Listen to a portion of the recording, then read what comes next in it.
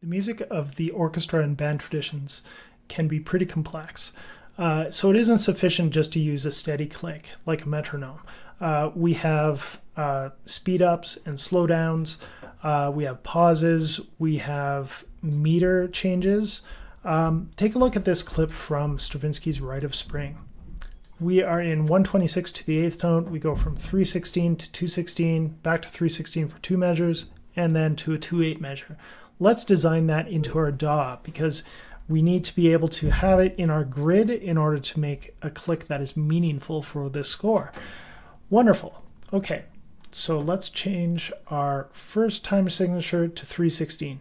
If it isn't in this list, you can go custom and go 316. Fantastic.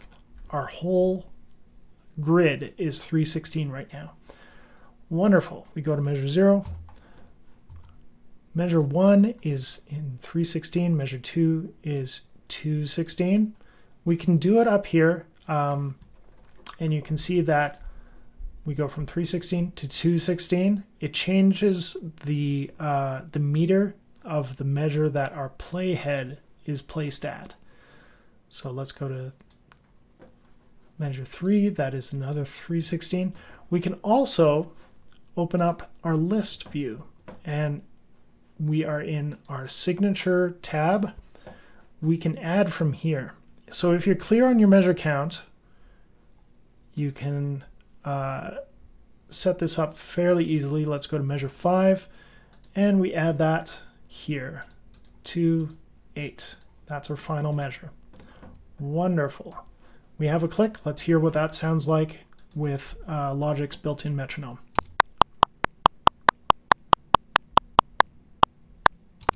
Good. You can hear how it subdivides 16th notes for the first couple measures and then 8th notes once we get to the 2/8. Wonderful. Let's actually design our own click. Let's click off that metronome, and I'm going to create an empty MIDI region. And with the pencil tool, which is here, I can draw in clicks on every downbeat.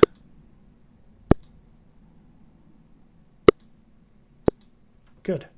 And let's give 2/8 notes for that 2/8 measure. Let's hear what that sounds like. Good. You notice, yeah, we have a fermata right here on the 3rd 16th note of the first measure. So let's design that in. Let's zoom in. We have 1, 2, 3. Here's where it happens. We open up the tempo tab. You can see that right now we're all at 70 BPM, 70 to the quarter note. We are able to add another tempo, and let's say, oh, this goes down to 20 beats per minute, and hear what that sounds like. Good. We have to be sure to recover the tempo on the next downbeat. Let's bring that all the way down to 15. See how that sounds. Good, that works out pretty well. Wonderful. Sometimes we want to design in a writ or in Accelerondo. We could do that in a number of different ways. In this case, let's say, okay, from this point, I'm going to accelerate. So we're going to do something called a tempo curve. We're going to use this options and tempo operations to design a tempo curve. We are going to go from measure 2 to measure 6 and go from measure 70 BPM to 120 BPM to the quarter note.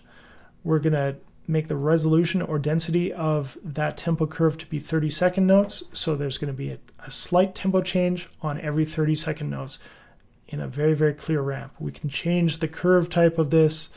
We can do all sorts of fun things like that. Let's do this. We'll apply it. And you can see it generates all these tempo changes on every 30-second note up until measure 6, where it then dips back down to 70 BPM. Let's hear how that sounds. Good, so we have a nice rushing happening. You can design these sort of things in order to help you. From this point, you could send it out to your players and say, okay, this is our click. It starts in measure 0, so be prepared.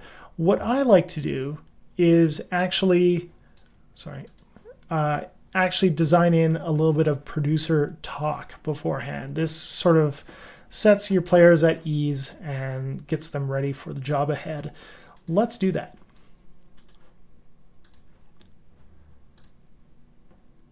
Hi guys, I hope you're well. Let's get ready to record. Here we go. That happens really, really fast. Let's slow down the tempo back here and give ourselves some room. Tempo, we add 30 BPM. Great. And let's change this 70 BPM to happen on -1. Good. Wonderful. Let's try that again. Hi there, guys. Please get ready to record. You're going to have 1 beat of click, and then you're in on measure 1. Here we go. Ready? Good. That works out pretty well. Let's hear that back. Hi there, guys. Please get ready to record. You're going to have 1 beat of click, and then you're in on measure 1. Here we go. Ready?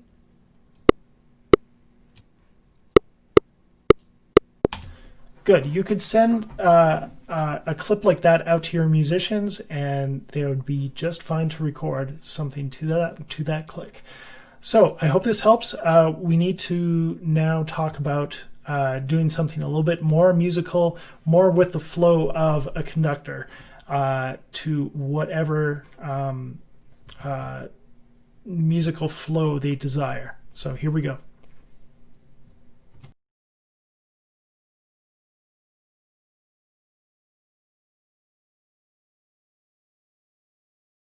In this quick-fire tutorial, we're going to create a designed click grid. I'm here on my Mac once again, and I'm going to open up my DAW. My DAW is Logic Pro X. We create an empty project, and let's create a software instrument because I know I'm going to use that later. Our steps are to figure out which time signatures and tempo changes we require.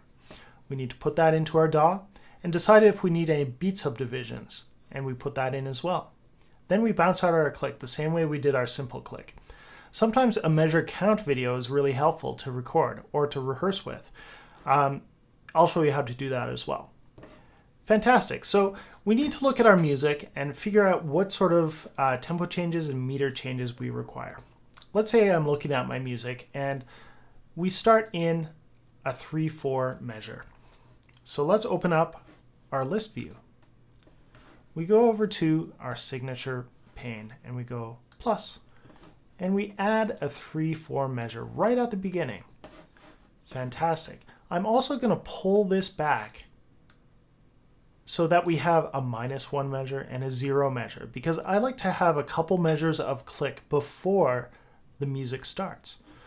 Fantastic. So let's set our tempo. Let's say we start at 60 beats per minute. Then at measure 4, our time signature changes. Again, we click over on our signature tab and we go plus, and we say, oh, there's a 5/4 measure there. Let's change our tempo right then. We click on the tempo tab, we go plus again. That's going to add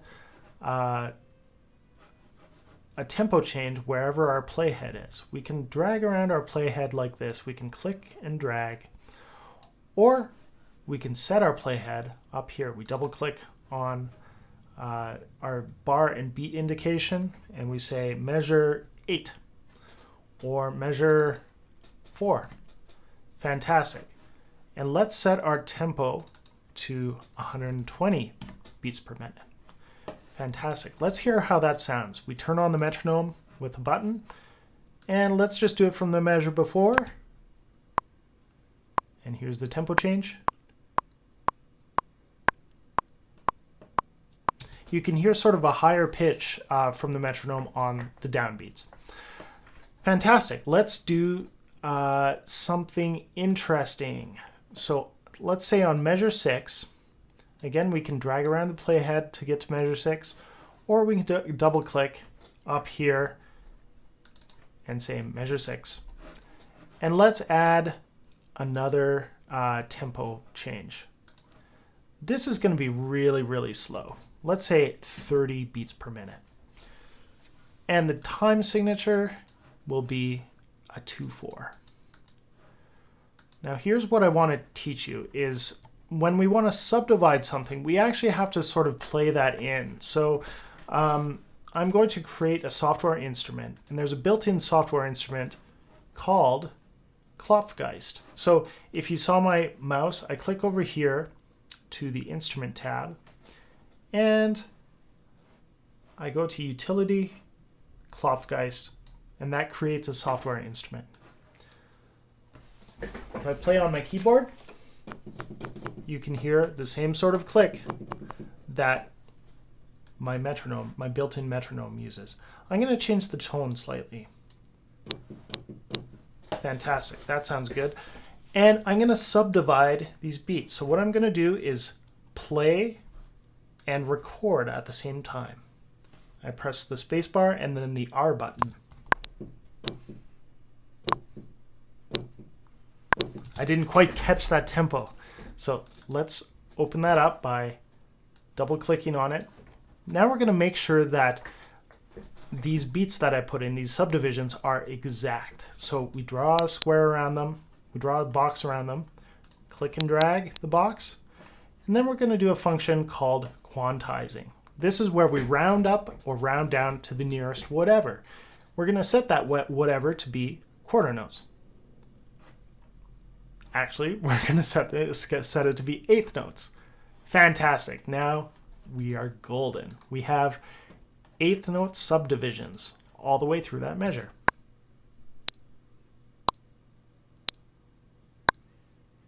Fantastic. This can come in handy where we slow down the tempo and maybe we pause for a moment and we need to subdivide in order to cue ourselves back into tempo.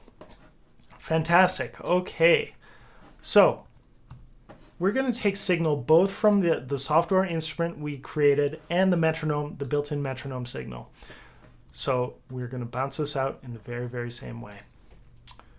I'm going to bounce out from measure 0. That's going to give us one measure before the music starts. Wonderful. Okay, we bounce it out in the same way. We click down here on the bounce button, and let's create a wave file. We're still on normalize. We go OK, and we say designed click. Wonderful. That was easy. Let's open up QuickTime. I'm going to show you how to create a little measure count. All we have to do is open up QuickTime and go new screen recording, which is what I did. And now we go record and we drag a little box around our measure counter. We start the recording, then we start our click. We start the playback of our sequence. Now we have to wait for this in real time because it needs the video information to capture all the way through.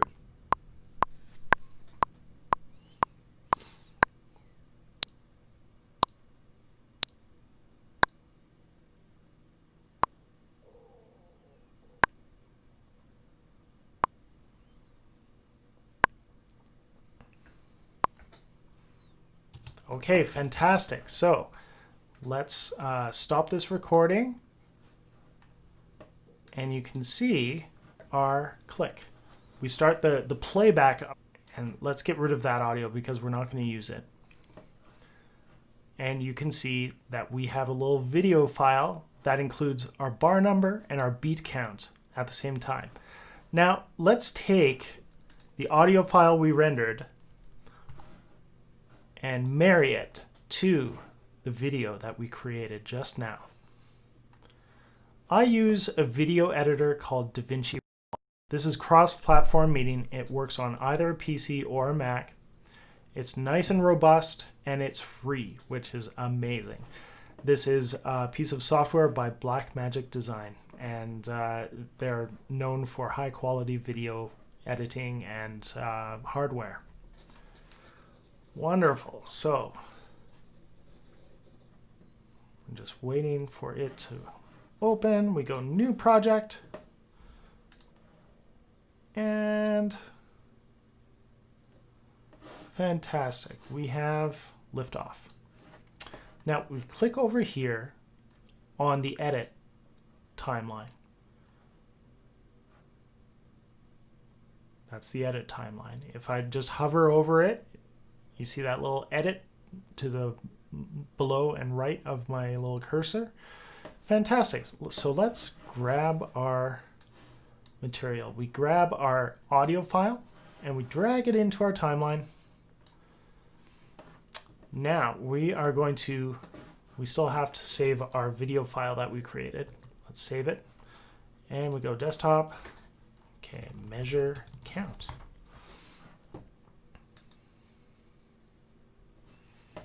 Now remember, we started the click at 0. Now you can see that this video file also has an audio file attached. I'm going to get rid of that. I'm going to right click, unlink the clips. So now I can get rid of one without getting rid of the other. Wonderful. I want to be able to see the waveforms of our audio file. So we turn on that with this little timeline view option. Wonderful. We need to find where measure. Let's find where our second beat happens. Again, we can drag around this little playhead and oh, where is it? There it is. Okay, fantastic. That's our second beat. Let's find our second beat on our audio file. Now, the first beat is almost hidden. You can sort of see it just at the very left of this little waveform. We're going to line this little peak, that's the second beat, up with the playhead, because that's where the second beat is. Let's just click and drag and know how to zoom in. For me, it's Option Command, and then I use my mouse wheel. And even if I'm zooming way in, I can see I'm perfectly on the playhead. Let's see how that looks. Let's back out the playhead and see if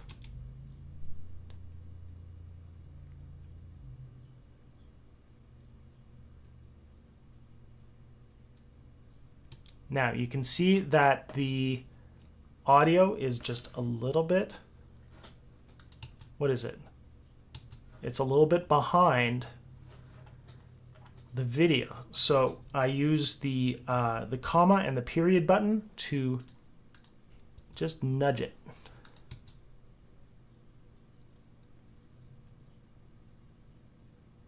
Good, that's working well. 3, 4, 5, 1, and 2, and fantastic. So now we have a video and audio file. We're going to have to render that out. So let's go over here. Let's get rid of this first part of the video. And we drag everything to the left. Now we can export our video. Oops. We want to quick export our video. Export. And we choose our desktop and designed grid click. And we have 10 seconds to wait. You can go into whatever detail you want with all those tempo changes. You can choose to draw in your tempo in Logic. You can create tempo ramps where you're slowly increasing or decreasing the tempo, and that can help for things like accelerandi and ritardandi, and that's great functionality. Let's just see what we came up with. We have designed grid click. It is a video file that you can send out to all your friends. So this is measure 0. Now the music starts. Measure 1, measure 2. And that's really handy because you can, because of course the meter changes happen on very specific measures. So to have that measure count is super helpful. Awesome. Okay, that's our designed grid click.